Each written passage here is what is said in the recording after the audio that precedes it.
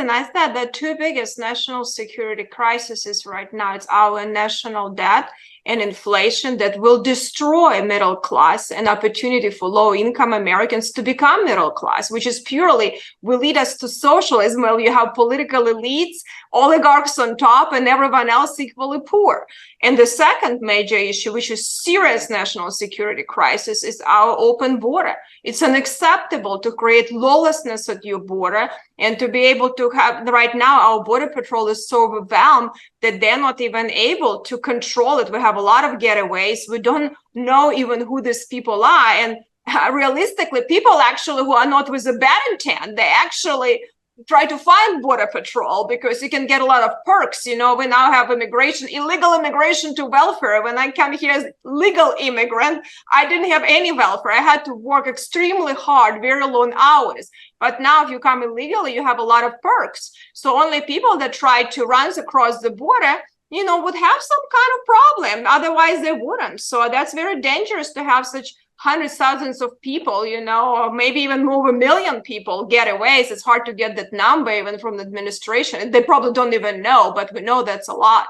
So that is a serious national security crisis.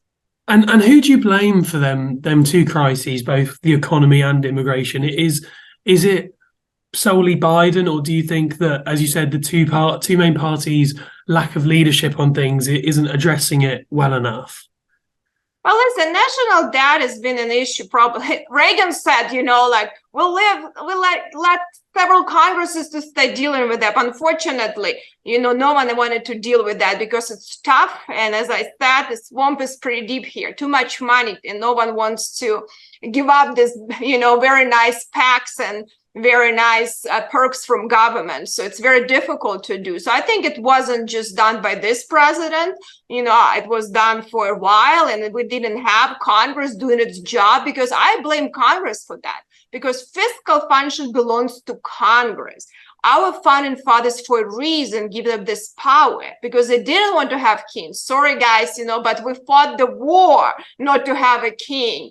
You know, and it was very important to have this power spread out. So I solely blame Congress for subrogated responsibility and rights and be lazy, irresponsible, and reckless, not to do its job. You know, and that is the issue. But I just said, you know, Congress. So I blame Chuck Schumer before I blame Biden on that. Chuck Schumer is the one who we need to challenge and tell why. You know, maybe because you have too many PACs and New York on Wall Street and K Street and getting into your money into your super PACs to make sure that you stay there in power forever and do, you know, pretty much tyranny of the rest. I think he needs to be blamed for that. You know, this is a truly the, you know, that he's not willing to do it because he's in charge right now. And I can blame other Congresses, but you know what? We're in charge right now. We have control of the House. So I will blame us for the House and Chuck Schumer for the Senate. And then, you know, if he decides to veto that, then we'll blame him and he will need to explain the American people. But I think that would be something he should embrace and say, you know, at least I'll do something good for the country, where I'll bring country together on a bipartisan basis to do something good. Any president should be embracing that. But the issue of border, I mean, this is a pure reckless policies that actually incentivizing poor and desperate people to become slaves to cartels, you know, human trafficking, drug trafficking, child trafficking. I mean, it's unbelievable what's happened. And listen, when you open border and create this first incentive, and then on top of it, you give people money for coming illegally, well, of course, you know, you will have a lot of, you know, desperate people coming here. And what it does, it creates a lot of national security issues. And he is completely neglecting his duty as an executive, completely subrogated a duty to protect its border. So it's definitely on him. It's unfortunate that he's not willing to stand up, and I hope we can put pressure on him because that's a serious issue.